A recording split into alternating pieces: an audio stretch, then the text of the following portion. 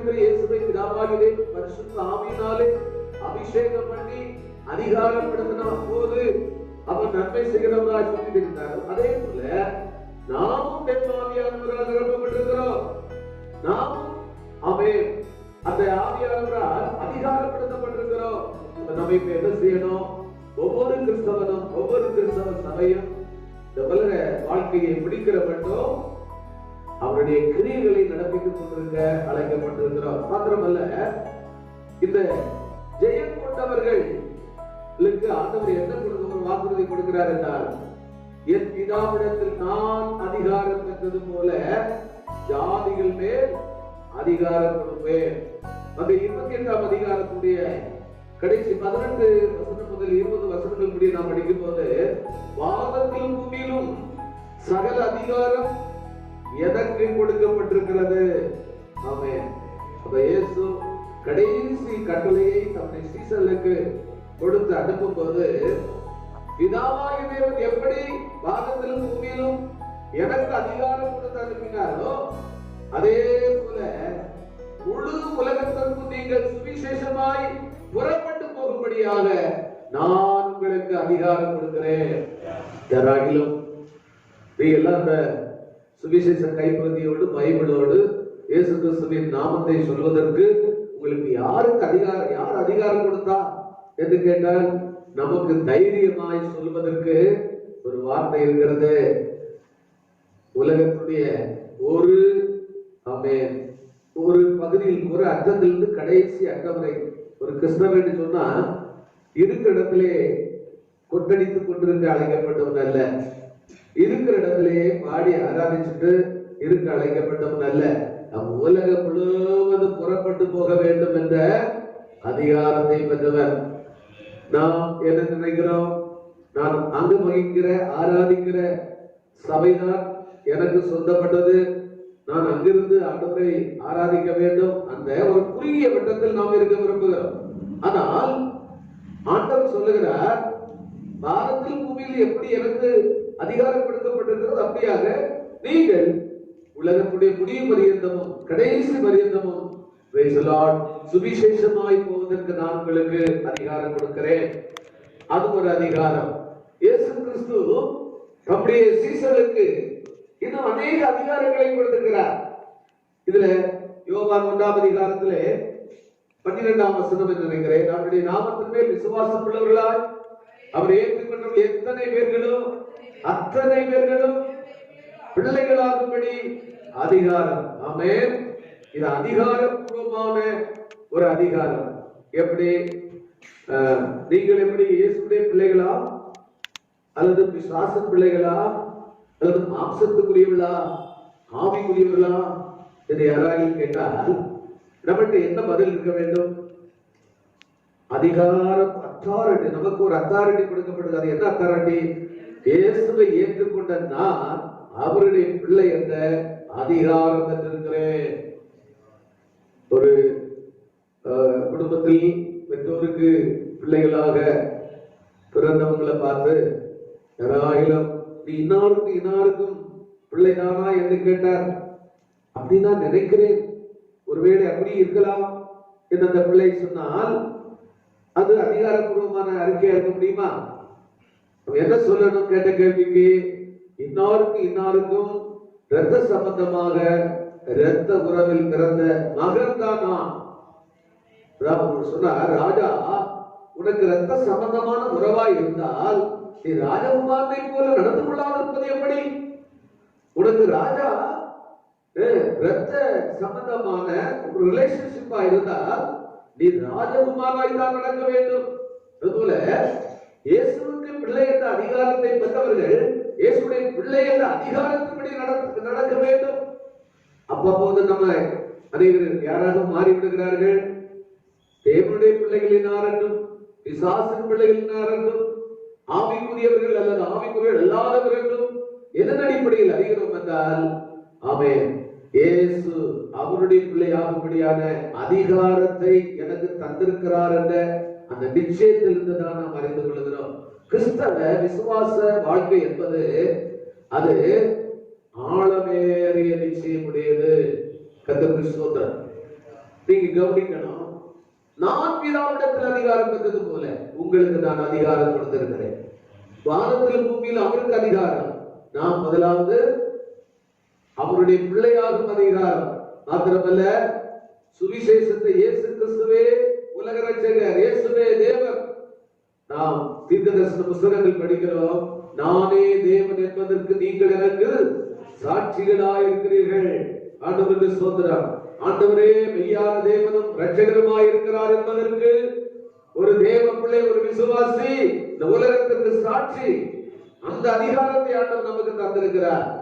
சீசர்களை 2 பேராக இயேசு அனுப்பும் போது அவர்களுக்கு சொன்னதான அந்த வார்த்தை சாதாரணமா என்னுடைய நாமத்தினால் நீங்க போங்க, ஜெபம் பண்ணிட்டு வாருங்க, சுவிசேஷம் சொல்லுங்க, நோய்களை குணமாக்குங்க, பிசாசுகளை துரத்துங்கன்னு அவங்களை சும்மா விடாம அவர்களுக்கு ஒரு அத்தாரிட்டியை கொடுத்து அனுப்புகிறார். ஆண்டவருக்கு ஸ்தோத்திரம். நம்ம பிரயாணம் பண்ணுகிற நமக்கு தெரியும், 4 ஜங்ஷன்ல ஒரு டிராபிக் போலீஸ் நின்றுப்பான். அவன் அந்த போக்குவரத்தை கண்ட்ரோல் பண்ணுகிறதான ஒரு அதிகாரங்கள் வைத்திருப்பான். அது என்ன அதிகாரம்? ஒரு புறத்திலிருந்து வரவங்களை நிறுத்துவதற்கு ஸ்டாப் என்றதான ஒரு அதிகாரம்.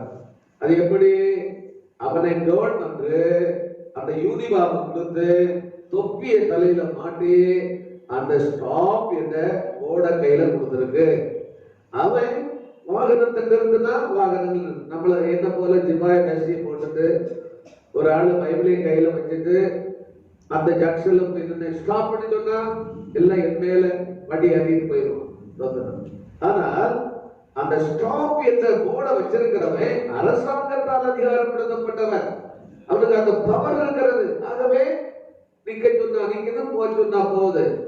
அப்படி அது போல ஆண்டவர் இயேசு கிறிஸ்துவின் நாமத்தினாலே அனுப்பப்பட்ட சீசர்கள் சுவிசேஷம் சொன்னால் அது ரீச் ஆகிறது, ஜனங்கள் விசுவாசிக்கிறார்கள், இயேசுவை ஏற்றுக்கொள்கிறார்கள் என்றால் சுவிசேஷத்தை அறிவிக்கிறதுக்கான அந்த அதிகாரத்தை இயேசு கொடுத்ததுனாலே, மார்க்கு சுவிசேஷம் 1ஆம் அதிகாரத்துடைய 7ஆம் வசனத்தை வாசிக்கலாம். இங்க என்ன படிக்கிறோம்? அசுத்த ஆவிகள் மேல் இயேசு அதிகாரம் கொடுக்கிறார். ஆமென். விசுவாசிகள் என்றால் யாரு? விசுவாசிகள் என்பதற்கு ஒரு அதிகாரம் இருந்தாலும் அந்த அதிகாரத்தில் மாத்திரமல்ல, அவர்கள் உலகத்துக்கு அடையாளமாக இருக்கிறார்கள். பிசாசின் மீது அதிகாரம் பெற்றதான தேவ பிள்ளைகளுக்கு இயேசு கிறிஸ்துவின் நாமத்தில் அதிகாரம் மாத்திரமல்ல, அவர்கள் விசுவாசிகள் என்பதற்கு ஒரு அடையாளம் என்ன? மார்க்கு சுவிசேஷம் 16ஆம் அதிகாரம் அந்த 14ஆம் வசனத்தில் நினைக்கிறேன், விசுவாசிகளால் நடக்கும் அடையாளங்களாவன என் நாமத்தினாலே பிசாசுகளை துரத்துவார்கள், நவமான புதிய புதிய பாஷைகளை பேசுவார்கள், ஒரே பாஷைகளை பேசிக் கொண்டிருக்க மாட்டார்கள். ஆமென். சர்ப்பத்துக்கு ஒத்த விஷமுள்ள எல்லா அதிகாரங்களையும் அவர்கள் குறிப்பார்கள். சாவுக்கு ஏதுவான யாதொன்றை குடித்தாலும் சேதப்படுத்தாது, வியாதியஸ்தர் மேல் கைகளை வைப்பார்கள், அப்பொழுது அவர்கள் சுஸ்தமாவார்கள் என்றார். இது யாரை குறித்து சொல்லப்பட்டிருக்கிறது? விசுவாசிகளை குறித்து சொல்லப்பட்டிருக்கிறது. உலகத்தில் பிரபலமானவர்கள் தான், ஆமென், வரம் பெற்ற பிரசங்கிமார் தான் விசுவாசிகளை துரத்துவார்கள்.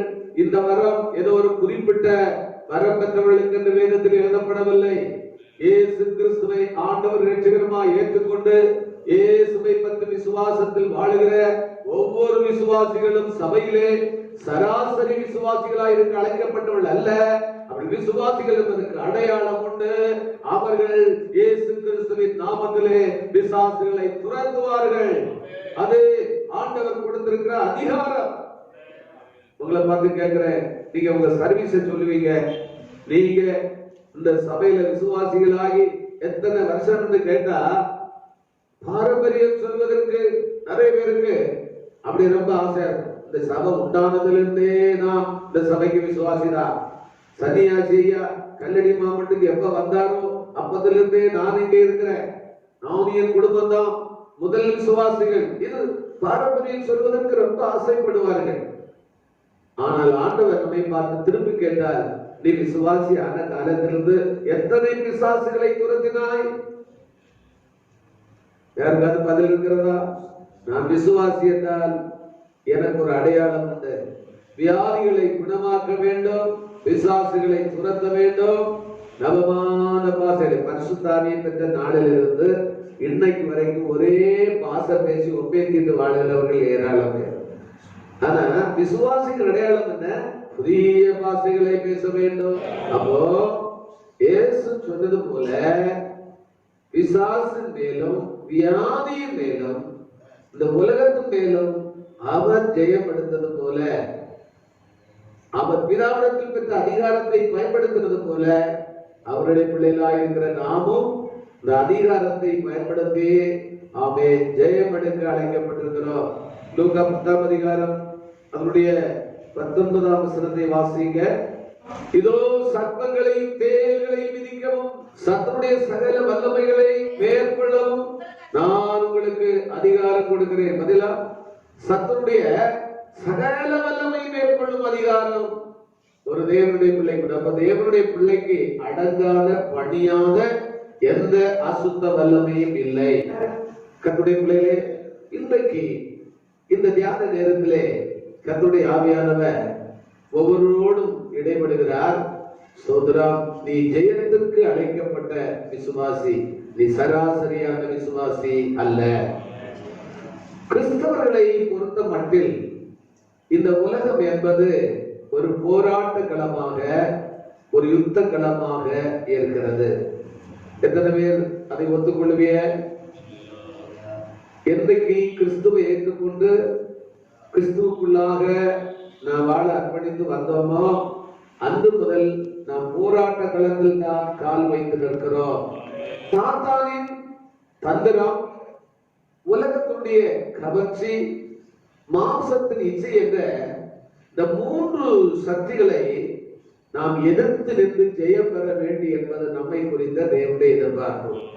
சாத்தான் என்பவன் காணக்கூடிய சத்துருவா, காணக்கூடாத சத்துருவா?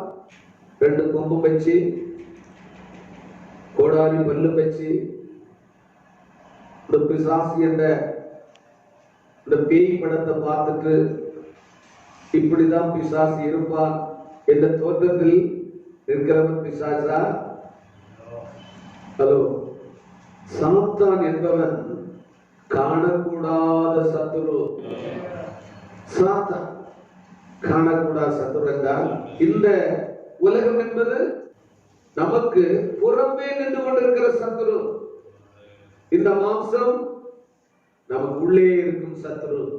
3 சத்துருக்கள். 1 சாத்தான் காணக்கூடாத சத்துரு, உலகம் நமக்கு புறம்பே நின்று கொண்டிருக்கிற சத்துரு, மாமிசம் நமக்குள்ளே இருக்கும் சத்துரு. ஆமென். இந்த 3 சத்துருக்களையும் நிச்சயமாகவே சபை மேற்கொள்ள வேண்டிய அவசியமா இருக்கிறது.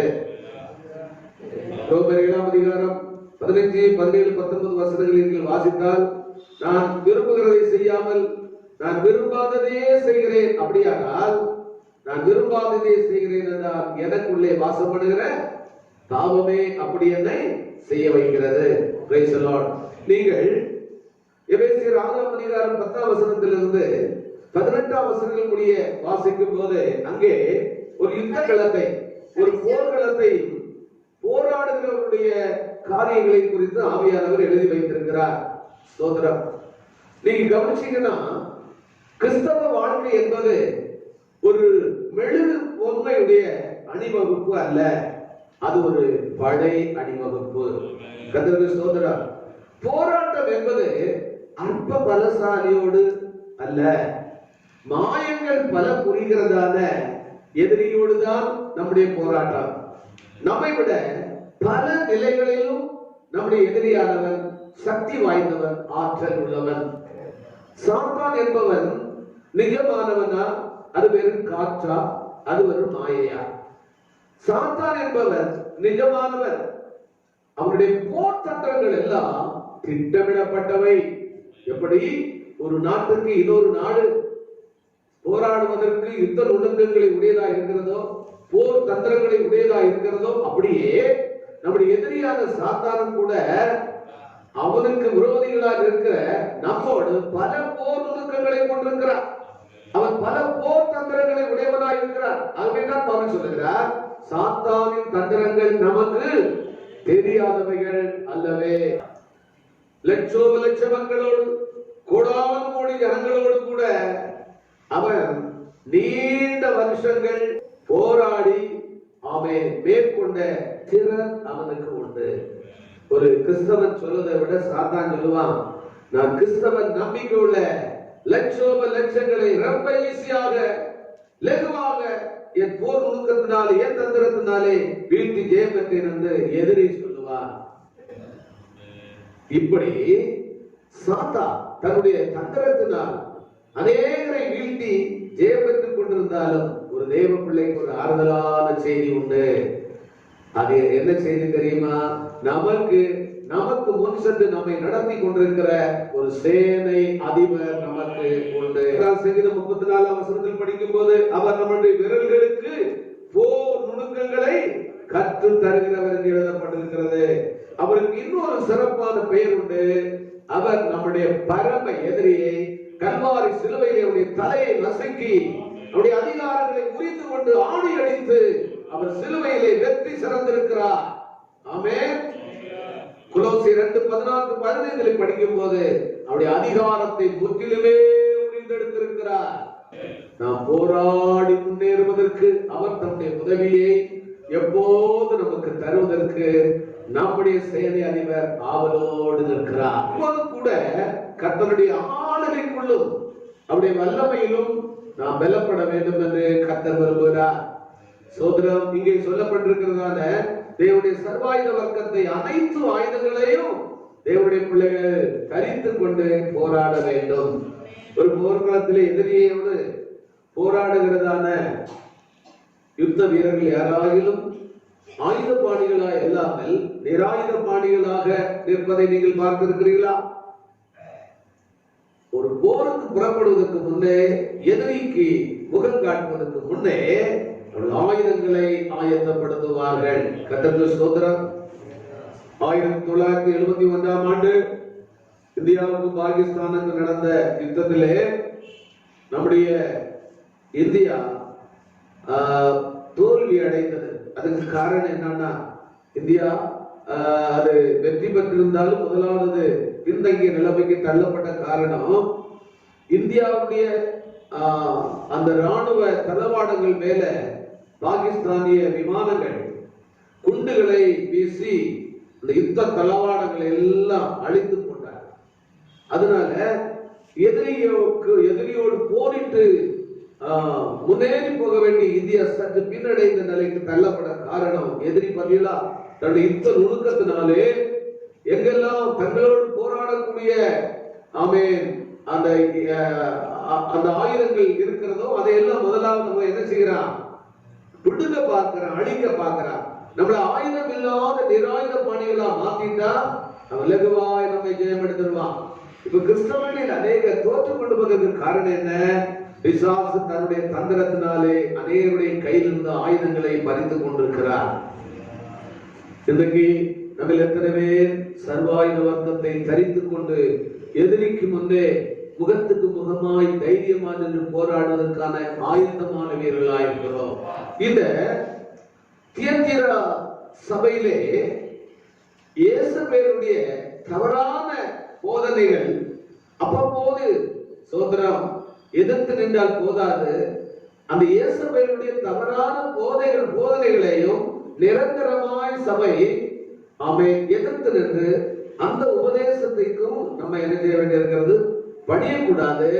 தவறான உபதேசங்கள் அன்றைக்கு தியத்தீரா சபையில உட்பிரவேசித்த போது எப்போதோ அவ்வப்போது அந்த சபை உபதேசத்தை எதிர்க்கிற சபையா இருப்பதை ஆண்டவர் விரும்பாம நிரந்தரமாய் வெளியிலிருந்து உள்ளே வருகிற பாரம்பரிய உபதேசங்களையும் பழக்க வழக்கங்களையும் சபை எதிர்த்து நின்று ஜெயமெடுக்க வேண்டும் என்று விரும்புகிறார் ஆண்டவர்.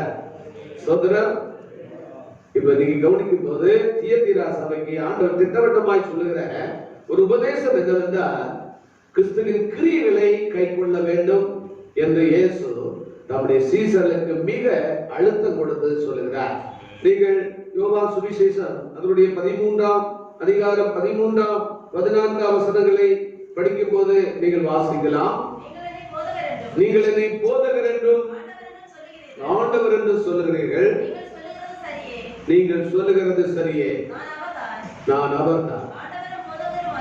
ஆண்டவரும் போதகருமாகிய நானே உங்கள் கால்களை கழுவினதுதானால் நீங்களும் ஒருவருடைய கால்களை ஒருவர் கழுவ கடவீர்கள். நான் உங்களுக்கு செய்தது போல நீங்களும் செய்யும்படி உங்களுக்கு மாதிரியை காண்பித்தேன். இயேசு கிறிஸ்துடைய வாழ்க்கையில எதையெல்லாம் அவர் நற்கிரியைகளாக செய்தாரோ, நமக்கு முன்மாதிரியான பணிகளை செய்தாரோ, அதை நாம் செய்யும்படி எல்லாவற்றுக்கும் அவர் ஒரு எக்ஸாம்பிளாக, மாதிரியாக நமக்கு இருந்திருக்கிறார். உதாரணமாக பாவ மன்னிப்புக்கு ஞான ஸ்நானம். அப்போ ஞான ஸ்நானம் பாவ மன்னிப்புக்கு என்றிருந்தால் இயேசு ஒரு பாவமும் செய்யாத பரிசுத்தர். அப்ப இயேசுக்கு ஞான ஸ்நானம் தேவையா? ஞான ஸ்நானம் எடுக்க அவசியம் இல்லாத ஒரே நபர் என்றால் அவர் நாம் ஆராதிக்கிற இயேசு மாத்திரம்தான். அப்ப இயேசு யோர்தான் நதியில் இறங்கி அவர் யோவான் ஸ்நானனுடைய கையில் ஞான ஸ்நானம் பெறுகிறார். தேவனுடைய ஆவியானவர் அவர் மேல் புறாவு போல ரூபம் கொண்டு இறங்கி வருகிறார். அப்படியானால் ஞான ஸ்நானம் எடுத்தும் அவர் பரிசுத்த ஆவியானவரால் ஆட்கொள்ளப்பட்டும் நமக்கு மாதிரி காண்பிக்கிறார். மாத்திரமல்ல, ஞான ஸ்நானம் தெளிப்பு அல்ல, அது முழுக்குத்தான் என்பதற்கு ஆதாரமாக இயேசு என்ன செய்கிறார்? ஜலத்தில் இறங்கினார். ஒரு மலையாள மொழிபெயர்ப்பில் நான் வாசித்தேன், கர்த்தாவாகிய இயேசு வெள்ளத்தில் முங்கி சேஷம் பொங்கி, முங்கினவர் பொங்கினார். அப்ப முங்காக இருந்தால் பொங்க முடியாது. ஞான ஸ்நானம் முழுக்கல்ல, தெளிப்பு என்றால் யோவான் ஸ்நாபகன் இயேசுவை கரையில் நிறுத்தி இன்றைக்கு 3 துளி தண்ணி எடுத்து தெளிக்கிறது போல அதை செய்திருப்பார். ஆகவே தர்க்க சாஸ்திரிகளும் வேதபாரர்களும் நியாய சாஸ்திரிகளும் பிற்காலங்களில் எழுப்பி இந்த சத்தியத்தை தர்க்க பண்ணக்கூடாது, இதை மாற்றி வைக்க கூடாது, இந்த உபதேசத்தை இல்லாமல் ஆக்கிவிடக் கூடாது என்பதில் அனந்த ஞானியாய தெய்வம் ரொம்ப கவனமாயிருந்து ஞான ஸ்நானம் எடுத்து நமக்கு மாதிரி காண்பித்தார். பரிசுத்த ஆவியால் நிரப்பப்பட்டு நமக்கு மாதிரி காண்பித்தார். சாதாரண சீசனுடைய கால்களை கழுவி சோத்திரம் ராப்போஜனத்தை நடத்தி நமக்கு மாதிரி காண்பித்தார். இப்படி ஆண்டவரும் போதகருமாய் இருக்கிற நானே கால்களை கழுவி ஆமே உங்களுக்கு கர்த்தருடைய பந்தியை, ஆமே கர்த்தருடைய ராப்போஜனத்தை உங்களுக்கு நான் தந்தது போல காலா காலங்களாய் தலைமுறை தலைமுறையாக நீங்களும் இதை செய்ய வேண்டும். ஒவ்வொரு கிறிஸ்தவ விசுவாசிகளிடமிருந்தும், ஒவ்வொரு கிறிஸ்தவ சபைகளிலிருந்தும், ஒவ்வொரு கிறிஸ்தவ தலைவர்களிடமும் இருந்தும் ஆண்டவர் இப்படிப்பட்ட அன்பின் கிரியைகள் வெளிப்பட வேண்டும் என்று எதிர்பார்க்கிறார். இப்படிப்பட்டவர்களுக்கு ஆண்டவர் தருகிற வாக்குத்தத்தம் என்ன? ஒருவன் தியத்திரா சபையை சேர்ந்தவனோ அல்லது இன்றைய நாட்களில் உள்ளதான சபையை சேர்ந்தவனோ அல்லது பலவிதமான சபை பிரிவுகளை சேர்ந்தவர்களாக யாராக இருந்தாலும் தேவனுடைய சத்தியத்தை கை கொண்டு உலகின் பின்மாற்றமான சூழலிலும் முடிவு பரியந்தம் ஜெயம் கொண்டால் கிறிஸ்துவுடன் இணைந்து உலகம் அனைத்தையும் ஒரு நாளில் அந்த குமாரனாய் இருக்கிற இயேசு ஆளுகை செய்யும் அதிகாரத்தை பெற்றிருக்கிறது போல உபதேசமற்ற பாரம்பரிய பின்மாற்றமான எல்லா நிலைமைகளையும் தாண்டி ஆமென் இயேசு ஜெயமெடுக்கும் அதிகாரத்தை பெற்றது போல கிறிஸ்துவோடு உள்ள ஆளுகையிலும் அவனுக்கு பங்குண்டு என்று சொல்லுகிறார். நாம் அவரோடு கூட பாடுபட்டால் அவரோடு கூட ஆளுகையும் செய்வோம். இயேசு கிறிஸ்துடைய ஆளுகையில் எத்தனை பேருக்கு பங்கு கொள்ள வேண்டும் என்ற ஆசை உண்டு?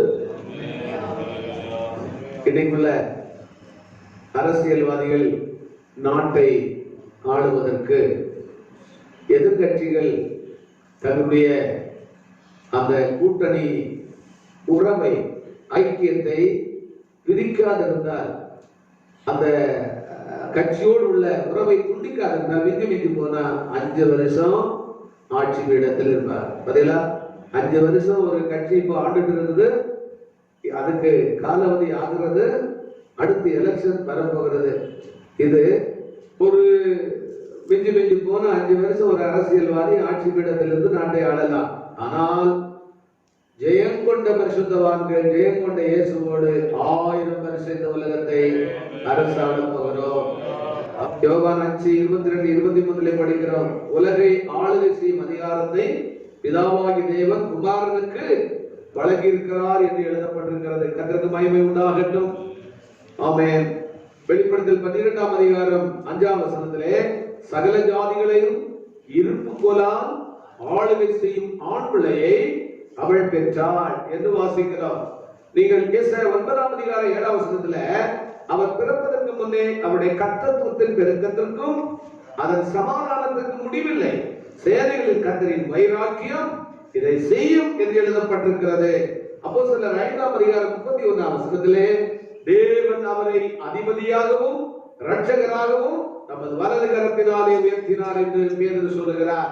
கர்த்தருக்கு மகிமை உண்டாகட்டும். Praise the Lord. எப்படி பிதாவிடம் இருந்து தான் பெற்றுக் கொண்டிருந்த அதிகாரத்தை இயேசு ஜெயம் கொண்டவர்களுக்கு பகிர்ந்து கொடுக்கிறாரோ, அதை நமக்கும் திரும்ப திரும்ப நினைவூட்டுகிறவராய் இருக்கிறார்.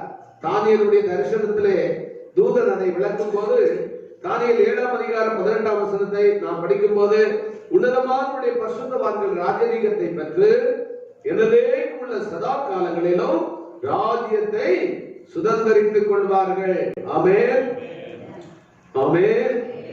இயேசு சொல்லுகிறார், என் பிதா ஒரு ராஜ்யத்தை ஏற்படுத்துவது போல நானும் உங்களுக்கு ஏற்படுத்துவேன். கர்த்தருக்கு ஸ்தோத்திரம். இப்போ இந்த தியானத்துடைய இறுதியாக சோதரர் நாம் எப்படி ஜெயம் கொள்ளுகிறோம் என்றதான ஒரு அறிவை பெற்றுக் கொள்ள வேண்டும். ரோமர் 8ஆம் அதிகாரம் 37ஆம் வசனத்தில் நாம் படிக்கும் போது, நாம் நம்மில் அன்பு கூறுகிறவராலே முற்றும் ஜெயம் கொள்ளுவர்களாய் இருக்கிறோமே. அல்லேலூயா. அப்ப நமக்கு ஜெயம் எப்படி அவகாசமாகிறது என்று வேதம் சொல்லுகிறதா, ஒருவர் நம்மில் அன்பு கூர்ந்து கொண்டே இருக்கிறார். அது தற்காலிக அன்பு அல்ல, அது நிரந்தரமான தெய்வீக அன்பு. ஆமென். நம்மில் அன்பு கூறுகிறவராலே நமக்கு அரைகுறையான ஒரு ஜெயம் அல்ல, நம்மை முற்றும் ஜெயம் கொள்ள வைப்பேன் என்று ஆண்டவர் சொல்கிறார். தாவீது ராஜா, அவர் ராஜாவா இருந்தாலும் கூட தெய்வத்தையும் தெய்வத்துடைய சிங்காசனத்தையும் சுட்டி காட்டிக் கொண்டு 1 நாளாகவும் அவருடைய 29ஆம் அதிகாரம் 11ஆம் வசனத்திலே தாவீது ராஜா சொல்லுகிறார். 1 நாளாவது 29:11, கர்த்தாவே மாட்சிமையும் வல்லமையும் மகிமையும் ஜெயமும் கர்த்தத்துவம் உம்முடையது. பதிலா ஆண்டவரை சுட்டி காட்டி கொண்டு சொல்லுகிறார், நானும் இந்த இஸ்ரவேல்ல ஒரு ராஜாவா இருந்தாலும் எல்லாம் பரலோகத்திலிருந்து சிங்காசனத்திலிருந்து மனுஷனுக்கு கையளிக்கப்படுகிறது என்று பரலோகத்தை சுட்டி காட்டுகிறார். நீதிமொழிகள் 21:31 என்ன படிக்கிறோம்? குதிரை யுத்த நாளுக்கென்று ஆயத்தமாக்கப்படலாம், ஜெயமோ கர்த்தரால் வரும், கர்த்தரால் வரும். அப்ப எல்லா ஜெயத்திற்கும் காரண கர்த்தவா இருக்கிறவர் கர்த்தர். ஆமென். குதிரை பட்டாளமோ, தரைப்படையோ, கப்பல் படையோ, விமானப்படையோ ஒன்றுமே அல்ல. யுத்த களத்திலே யுத்தத்திற்காக எல்லாம் அணிவகுத்து நின்றிருந்தாலும் ஆமென், ஜெயம் வர வேண்டியது கர்த்தரால் மாத்திரமே.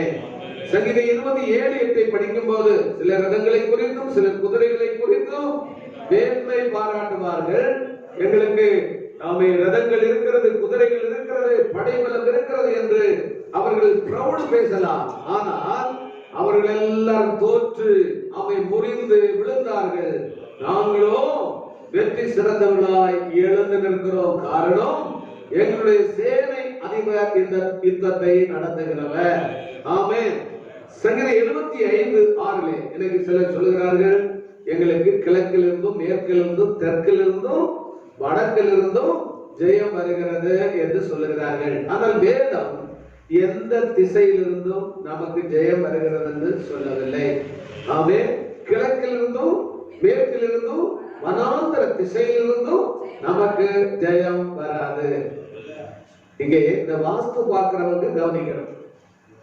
வாஸ்து பார்க்கிறவன் சொல்லுவான், இது இப்ப தெற்கு வடக்கா கிடக்குது, கிழக்கு நோக்கி வாசல பிடிக்கி போடணும். இந்த அம்மிக்கல்ல சோதரன் தசமாரி கிடக்குது, இதை எடுத்து இந்த திசையில போடணும் என்று. அதுபோல ஒரு வீடு வைக்கும் போதும் சரி, ஒரு சர்ச்சு வைக்கும் போதும் சரி, பழைய ஆளுக திசையை சொல்லுவார்கள். ஆனால் கிறிஸ்தவர்கள் நாம் திசையை நம்பக்கூடாது, வாஸ்து பார்க்கிறதை நம்பக்கூடாது. கர்த்தருக்கு ஸ்தோத்திரம். ஆண்டவர் சிருஷ்டித்த பூமி இது, அவர் நமக்கு குடியிருப்புக்கு தந்ததான பூமி. இந்த பூமி எங்கேயும் நம்ம வீடு வைக்கலாம். சோதரம், எந்த இடத்தில் நம்ம குடியிருக்கலாம். இது குடியிருப்புக்கு தகுதி இல்லாத பூமி என்று ஒரு இடத்தை ஆண்டவர் வைக்கல. இது அவர் சிருஷ்டித்த பூமி ஆனதுனாலே எல்லாம் நமக்கு குடியிருப்புக்கு ஏற்றதுதான். ஆனா ஆண்டோடைய கரத்தில் கொடுத்து ஜெபித்து நம்ம தொடங்கினா அது நமக்கு ஆசீர்வாதம் தான். யாக்கோபு பிரயாணமாய் வருகிறார். அவன் பேசுவா வனாந்திரத்தில் வந்தபோது பிரயாணம் தொடர முடியவில்லை. சூரியன் அஸ்தமித்து விட்டது. சோதரன் அவன் என்ன செய்யறான், வனாந்திரத்தில் ஒரு கல்லை கல்யாணியாக்கி படுக்கிறான். அது என்ன இடம் என்று அறியப்பட்டது? லூஸ் என்று அறியப்பட்டது. ஆனால் லூஸ் என்று அறியப்பட்டதான அந்த இடத்தில் ஒரு தெய்வ பக்தன் படுத்த போது அது பெத்தேலாய் மாறிவிட்டது. இப்ப லூசு பிடிச்சவங்களுக்கு இருக்கிற இடத்துல ஒரு தெய்வ பக்தன் தாமசித்தால் அதெல்லாம் தெய்வத்துடைய வீடாய் மாறிவிடும். அதுதான் தெய்வ பிள்ளைகளுடைய விசுவாசமா இருக்க வேண்டும். ஆகவே ஆவிக்குரிய பிள்ளைகள் என்று சொல்லுகிற நீங்கள் எந்த காரணத்தினாலும் உலக மனுஷர்கள் நம்புகிறதான அந்த திசைகளை நம்பக்கூடாது. ஏனென்றால் அவை கிழக்கிலிருந்தும் மேற்கிலிருந்தும் வனாந்திர திசையிலிருந்து நமக்கு ஜெயத்தை ஆண்டவர் வாக்கு பண்ணவில்லை. மத்தேயு 12ஆம் அதிகாரம் 20ஆம் வசனத்திலே ஆண்டவர் யாருக்கு ஜெயம் கிடைக்க பண்ணுவார்? எங்கே நியாயமுண்டோ அங்கே ஜெயமும். நியாயக்கேடு செய்கிறவர்களுக்கோ நியாயமற்றவர்களுக்கோ வக்கீல் மாறி வாதாடி ஆண்டவர் ஜெயம் தருகிறவர் அல்ல. கோர்ட்ல வக்கீல் இல்லாததற்காக, உண்மை இல்லாததற்காக, சத்தியம் இல்லாததற்காக வாதாடி தன்னுடைய அந்த திறமையினாலே ஆமென் என்ன செய்யலாம், ஒரு காரியத்தை பார்ட்டிக்கு நேடி கொடுக்கலாம். அதான் கவனிங்க, நம்முடைய ஆண்டவர் அநீதிக்கு வாதாட மாட்டார், அநீதிக்கு சப்போர்ட் பண்ண மாட்டார். அவர் நியாயத்திற்கு ஜெயம் கிடைக்க பண்ணுகிறவர். நம்ம பக்கத்துல நியாயம் இருந்தா எந்த கோர்ட்டோ எந்த வக்கீலோ நமக்கு அவசியம் இல்லை. கர்த்தருக்கு ஸ்தோத்திரம். நீதிமொழிகளில் படிக்கிறோம், ஆளுகை செய்கிறவருடைய முக தரிசனத்தை தேடுகிறவர்கள் அநேகர், ஆனாலும் அவன் அவனுடைய நியாயம் கர்த்தராலே தீரும். ஆமென். ஆளுங்கட்சிக்காரங்க யாரு? எந்த கைராசியான வக்கீல பிடிச்சா நமக்கு நியாயம் கிடைக்கும், வழக்காடி நமக்கு இந்த கேஸ்ல வெற்றி வாங்கி தருவார் என்று ஆமென் அதிகாரத்திலும் ஆளுங்கட்சிக்காரர்களையும் திறமையான வக்கீல்களையும் மனுஷர்கள் தேடும் போது பைபிள் சொல்கிறது, நீ கர்த்தரை நம்பினால் உன்னுடைய நியாயம் கர்த்தரால் தீரும். குருந்திய சபைக்கு அப்போஸ்தலனாகிய பவுல் நிறுவெழுதும் போது கர்த்தராகிய இயேசு கொடுத்ததான அந்த வாக்குத்தத்தத்தை சொல்லுகிறார். நம்முடைய கர்த்தராகிய இயேசு கிறிஸ்துவின் நாமத்தினாலே நமக்கு ஜெயம் கொடுக்கிற தேவனுக்கு ஸ்தோத்திரம். இங்கே நமக்கு ஜெயம் தருகிற நாமம் கர்த்தராகிய இயேசு கிறிஸ்துடைய ஜீவனுள்ள நாமம். கர்த்தருக்கு ஸ்தோத்திரம். இந்த இயேசு கிறிஸ்துடைய நாமம் நமக்கு என்ன செய்கிறது? ஜெயத்தை தருகிறதா? எங்க ஜெயம்? ஆண்டவராகிய இயேசு கிறிஸ்து 1 கொரிந்தியர் 15ஆம் அதிகாரம் 57ஆம் வசனத்தை 55 57 மரணமே உன் கூரெங்கே, பாதாளமே உன் ஜெயம் எங்கே? இயேசுவை குறித்து வேதம் சொல்லுகிறது, அவர் மரணத்தை ஜெயமாய் விளங்குவார். மரணத்தையே ஜெயமாக விழுங்கிற ஒரே ஒருவர் கர்த்தராகிய இயேசு. இன்றைக்கும் பூமியின் இதய பகுதியான எருசலேமுக்கு நாம் சென்று பார்த்தால் அங்கே ஒரு காலியான கல்லறை திறந்து கிடக்கிறது. அந்த கல்லறைக்குள் இருந்து உள்ளே போய் வெளியே வருகிற ஒரு காற்றுக்கு ஒரு செய்தி உண்டு. அவர் இங்கே இல்லை, அவர் உயர்த்தெழுந்தார். ஆமென். இயேசு ரோமா அதிகாரத்தின் அதிகார முத்திரையை உடைத்து தகர்த்தவராய் 3ஆம் நாளிலே அவர் மரணத்தை ஜெயித்தவராக உயிரோடு எழுதினார். அப்ப இயேசு ஜெயமெடுக்காத ஒரு பகுதியிலும் உலகத்தில் இருக்கவில்லை. மரணத்தையே அவர் ஜெயமெடுத்து விட்டார். அப்படியானால் இயேசு கிறிஸ்துவின் நாமத்தை தரித்திருக்கிற அவருடைய பிள்ளைகளாக இருக்கிற நாமும் கூட கடைசி காலம் துணிக்கும் போது மரணத்தை நாமும் ஜெயமெடுத்து கல்லறைகளிலிருந்து மர்மமாக்கப்பட்ட சரீரத்தோடு பரிசுத்தவான்களின் வரிசையை போய் சேர்வதற்காக நாம் மரணத்தை ஜெயமெடுக்க போகிறோம். அல்லேலூயா, அல்லேலூயா, அல்லேலூயா. இப்போது இந்த தியானத்துடைய கடைசி பகுதியில வேதத்திலே ஜெயம் கொள்ளுகிறவர்களுக்கு ஆண்டவருடைய பிரதிபலன்கள் வாக்களிக்கப்பட்டிருக்கிறது. நீங்க துரிதமாய் வாசிக்கலாம். வெளிப்படுத்தல் 2ஆம் அதிகாரம் 7ஆம் வசனம், 2ஆம் அதிகாரம் 11ஆம் வசனம், 2ஆம் அதிகாரம் 17ஆம் வசனம். ஆவியானவர் சபைகளுக்கு சொல்லுகிறதை காதுள்ளவன் கேட்க கடவன். இங்க ஜெயம் கொள்ளுகிறவன் எவனோ தேவனுடைய பரதேசின் மத்தியில் இருக்கிற ஜீவ விருட்சத்தின் கனியை புசிக்க கொடுப்பேன். இத முதல்ல இழந்தது யாரு? ஏதேனிலே முதல் மனிதன் இழந்ததை 2ஆம் ஆதாமாகிய இயேசு கிறிஸ்துவினாலே மீட்கப்பட்டு பரிசுத்தமாக்கப்பட்டவர்களுக்கு பரலோகத்துக்கு செல்லும் போது ஆதாம் இழந்த ஜீவ விருட்சத்தின் பலனை அவருடைய மனவாட்டிக்கு தருவதாய் வாக்கு பண்ணுகிறார். ஆவியானவர் சபைகளுக்கு சொல்லுகிறதை காதுள்ளவன் கேட்க கடவன். ஜெயம் கொள்கிறவன் 2ஆம் மரணத்தினால் சேதப்படுவதில்லைன்றும் நமக்கு ஜெயம் கொள்வர்களுக்கு கர்த்தர் அளித்திருக்கிற வாக்குத்தத்தத்தில் ஒன்று 2ஆம் மரணத்தினால் நாம் சேதப்படுவதில்லை. ஆமென். முதலாவது பிறந்தவனுக்கு மறுபிறப்பு அடையாதவனுக்கு 2ஆவது மரணத்தினால் சேதம் உண்டு. முதலாவது பிறப்பு புருஷ ஸ்திரீ பந்தத்தில் உறவில் பிறக்கிற பிறப்பு பாவம் பிறப்பு. இந்த பாவத்தில் பிறந்த ஒவ்வொரு மனுஷனும் இயேசுடைய வசனத்தினாலும் அவருடைய ஆவியினாலும் மறுபடியும் பிறந்தவர்களுக்கு இனி 2ஆம் மரணத்தின் மேல் அதிகாரம் இல்லை. ஒரு முறை பிறந்தவன் இருமுறை பிறக்கிறார். இருமுறை பிறந்தவனுக்கு 2ஆம் மரணத்தினால் சேதமாவதில்லை. ஆனா ஒரே ஒரு முறை மாம்சத்தில் பாவத்தில் பிறந்தவனுக்கு நிச்சயமாய் 2ஆம் மரணம் உண்டு. அந்த 2ஆம் மரணம் நித்தியமான தண்டனைக்குரியதான ஒரு இடம் கிடைக்க நித்திய ஆக்கினை என்ற இடத்திற்கு அவன் தகுதியாகிறார். 17ஆம் வசனம் படிங்க. ஆவியானவர் சபைகளுக்கு சொல்லுகிறதை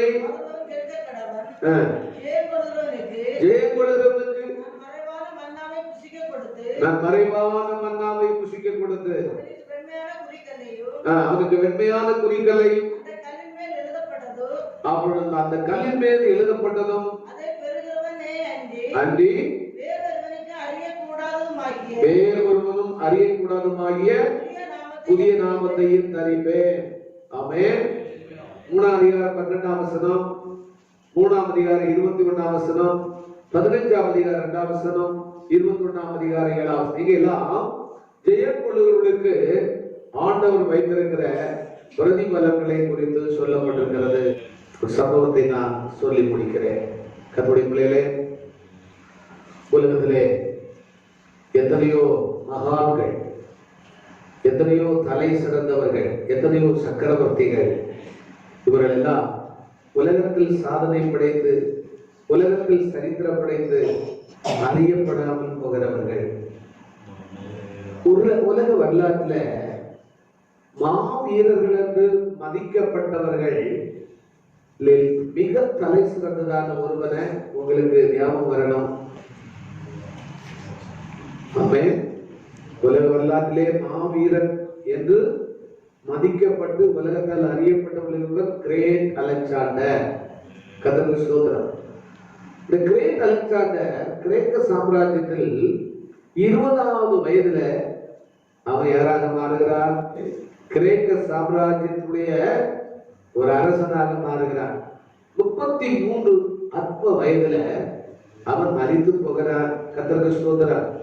கேவலம் முழு உலகத்தையும் வென்றவன் என்ற ஒரு சரித்திர புருஷர் ஒரு காய்ச்சலுக்கு முன்னே தோற்று போகிறார்.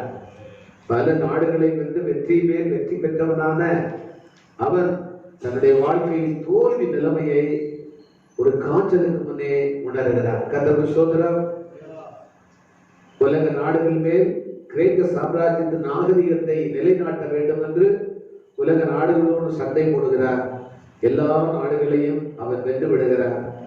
சீரும் சமுத்திரத்துக்கு முன்னே சமுத்திரத்தை பார்த்து மகா அலெக்சாண்டர் சொன்னார், சமுத்திரமே, நீயும் ஒரு ராஜ்யமாய் இருந்திருந்தால் உன்னை நான் வென்று அடைக்கியிருப்பேன் என்று சவால் விட்டார். நீங்க கவனிங்க, இப்படிப்பட்டதான ஒரு பெரிய சக்கரவர்த்தி அவன் தன்னுடைய அந்திம நேரத்திலே தன்னை பெற்று வளர்த்தின தாயை பார்ப்பதற்கு தன்னுடைய நிலைமை மோசமாகிறது, தான் மரித்து விடுவேன் என்றதான ஒரு பரிதாப நிலைமைக்கு அவன் தள்ளப்படுகிறார். தான் சாகிறதுக்கு முன்பு எப்படியாகிலும் கிரீஸுக்கு போய் தன்னுடைய தாயை பார்க்க வேண்டும் என்று அவன் பயணப்பட்டு வருகிறார். கொடும் நோய்க்கு அந்த மகா சக்கரவர்த்தி ஆளாகிறார்.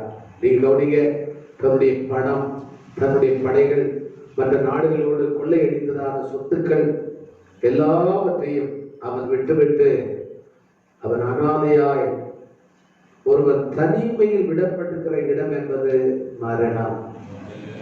தன்னுடைய பணம், தன்னுடைய படைகள், அநியாயமாய் சம்பாதித்த சொத்துக்கள் எல்லாவற்றையும் விட்டுவிட்டு தனிமையில் மரணம் என்ற நிலைமைக்கு அவன் தனித்து விடப்படுகிறார்.